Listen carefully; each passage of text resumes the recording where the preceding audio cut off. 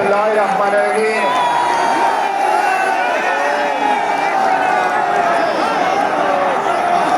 প্রিয় বাংলাদেশ, উপস্থিত প্রিয় মুরব্বীবর্গ, মঞ্চে উপস্থিত জাতীয় নেতৃবৃন্দ,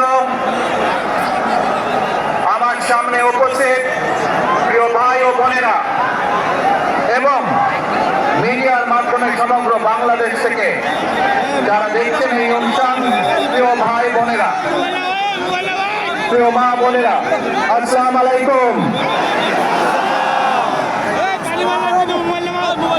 প্রিয় ভাই বোনেরা,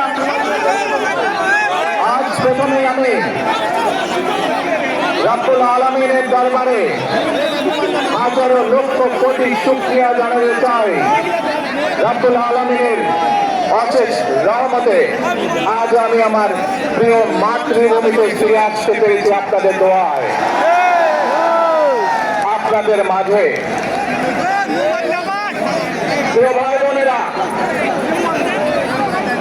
আমাদের এই প্রিয় মাতৃভূমি 1971 সালে লাখো শহীদের রক্তের বিনিময়ে অর্জিত হয়েছিল। ঠিক একইভাবে 75-এ আবার 7ই নভেম্বর আধিপত্যবাদীদের হাত থেকে রক্ষার জন্য সেদিন সিপাহী জনতার বিপ্লবের মাধ্যমে আধিপত্যবাদের হাত থেকে দেশকে রক্ষা করা হয়েছিল।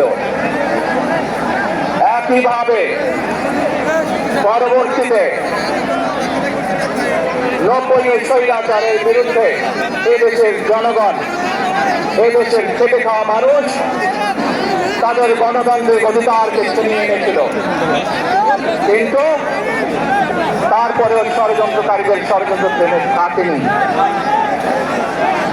আমরা তারপর দেখেছি 2024 সালে, 71 সালে এই দেশের মানুষ যেমন স্বাধীনতা অর্জন করেছিল, 2024 সালে এদেশের ছাত্র জনতা সহ সর্বস্তরের মানুষ, কৃষক, শ্রমিক, গৃহবধূ, নারী, পুরুষ, মাদ্রাসার ছাত্র সহ দল মত নির্বিশেষে, শ্রেণী পেশার নির্বিশেষে সকল মানুষ সেদিন 2024 সালের 5ই আগস্ট এই দেশের স্বাধীনতা এবং সার্বভৌমত্বকে রক্ষা করেছিল।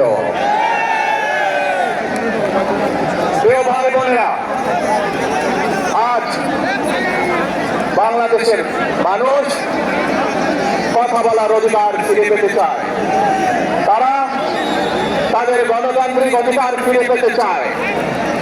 বাংলাদেশের মানুষ চায় তারা তাদের যোগ্যতা অনুযায়ী ন্যায্য অধিকার পাবে। প্রিয় ভাই বোনেরা, আজ আমাদের সময় এসেছে সকলে মিলে দেশ গড়ার। এই দেশে যেমন পাহাড়ের মানুষ আছে, এই দেশে একইভাবে সমতলের মানুষ আছে।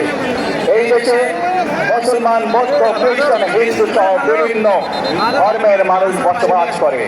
আমরা চাই সকলে মিলে এমন একটি বাংলাদেশ গড়ে তুলবো আমরা, যে বাংলাদেশের স্বপ্ন একজন মা দেখেন, অর্থাৎ একটি নিরাপদ বাংলাদেশ আমরা গড়ে তুলতে চাই। এই বাংলাদেশে একজন নারী, একজন পুরুষ, একজন শিশু যেই হোক না কেন, নিরাপদে ঘর থেকে বের হলে নিরাপদে ইনশাআল্লাহ ঘরে আবার ফিরে আসতে পারে। প্রিয় ভাই বোনেরা, এই দেশের জনসংখ্যার অর্ধেক নারী, 4 কোটিরও বেশি তরুণ প্রজন্মের সদস্য, 5 কোটির মতন শিশু, 40 লক্ষের মতন প্রতিবন্ধী মানুষ রয়েছেন, কয়েক কোটি কৃষক শ্রমিক রয়েছেন। এই মানুষগুলোর একটি প্রত্যাশা আছে এই রাষ্ট্রের কাছে, এই মানুষগুলোর একটি আকাঙ্ক্ষা আছে এই দেশের কাছে। আজ আমরা সকলে যদি ঐক্যবদ্ধ হই, আজ আমরা যদি সকলে প্রতিজ্ঞাবদ্ধ হই, তাহলে আমরা এই লক্ষ কোটি মানুষের সেই প্রত্যাশাগুলো পূরণ করতে পারি ইনশাআল্লাহ। প্রিয় ভাই বোনেরা, ৭১ সালে আমাদের শহীদরা নিজের জীবন উৎসর্গ করেছিলেন এইরকম একটি বাংলাদেশ গঠনের জন্য।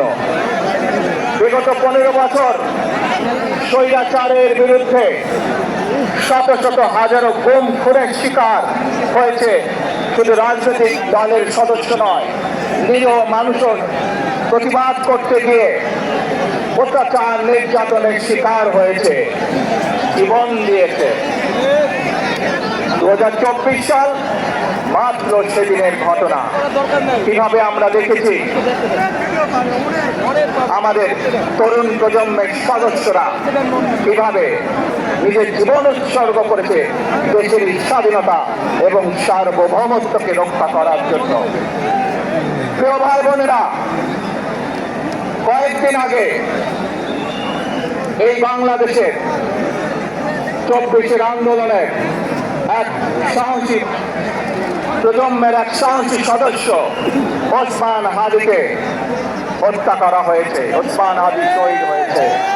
প্রিয় ভাই বোনেরা, ওসমান হাদি চেয়েছিল এই দেশের মানুষের জন্য গণতন্ত্র প্রতিষ্ঠিত হোক, এই দেশের মানুষের গণতান্ত্রিক অধিকার প্রতিষ্ঠিত হোক, এই দেশের মানুষ তাদের গণতান্ত্রিক এবং অর্থনৈতিক অধিকার ফিরে পায়।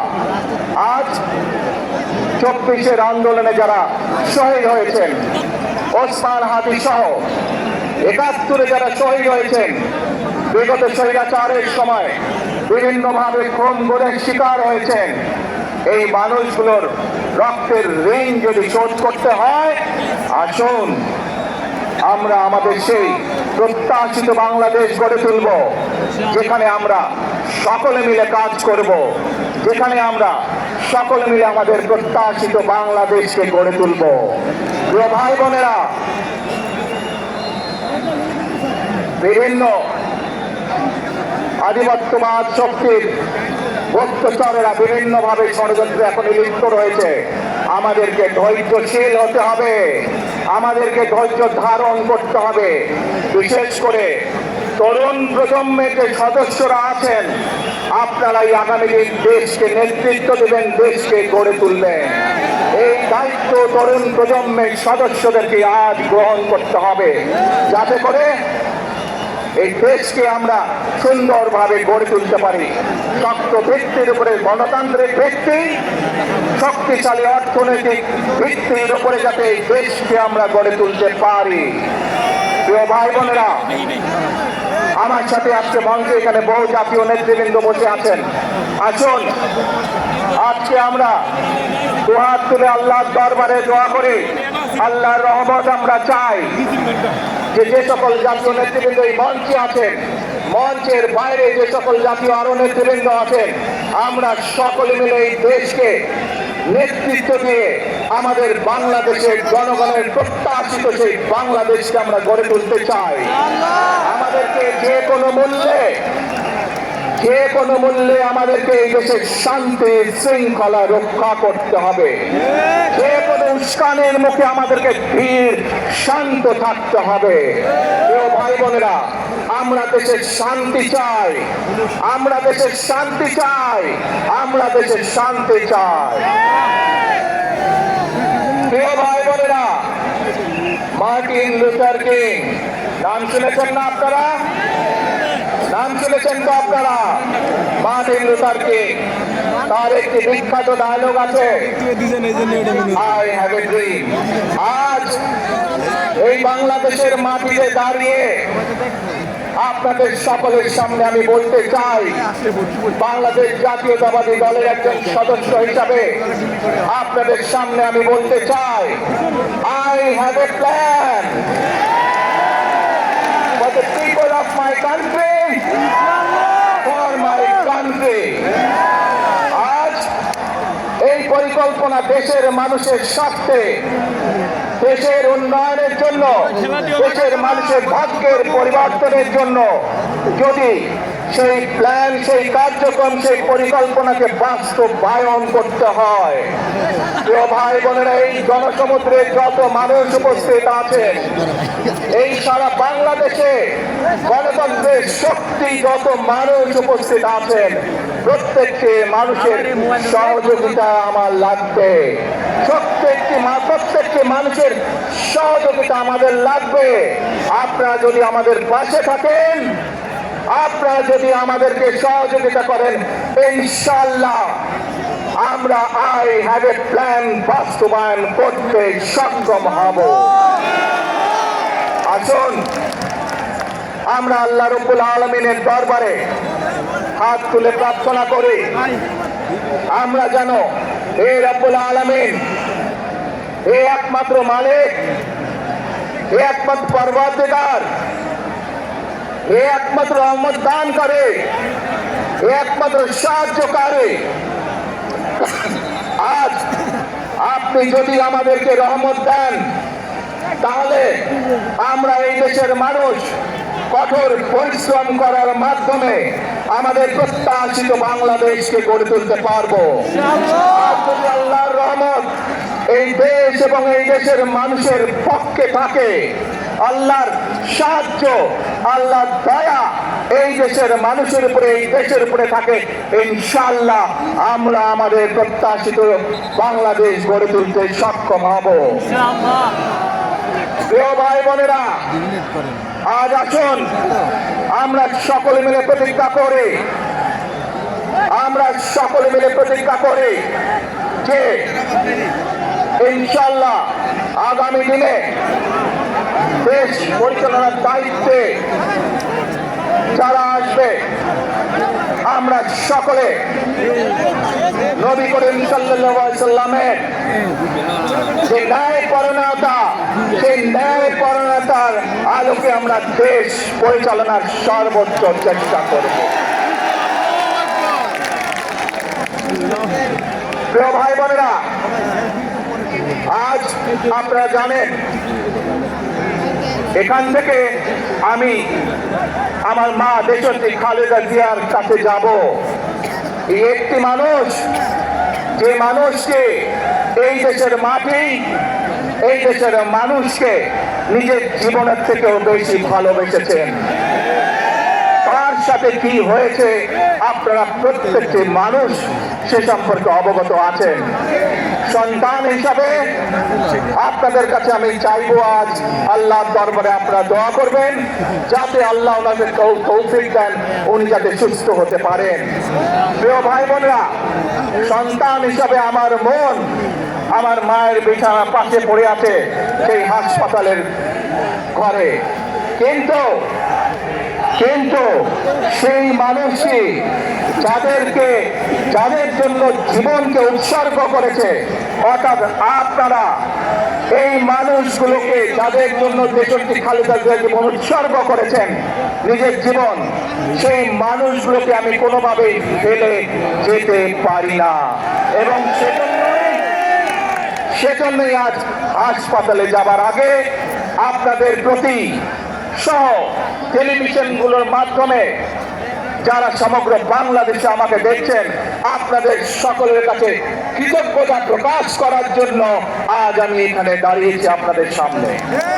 প্রিয় ভাই বোনেরা, আসুন আমাদেরকে আজকে নিশ্চিত করতে হবে, আমরা যে ধর্মের মানুষ হই, আমরা যে শ্রেণীর মানুষ হই, আমরা যে দলেরই রাজনৈতিক দলের সদস্য হই অথবা একজন নির্দলীয় ব্যক্তি হই, আমাদেরকে নিশ্চিত করতে হবে যে কোনো মূল্যে আমরা আমাদের এই দেশের শান্তি শৃঙ্খলাকে ধরে রাখতে হবে।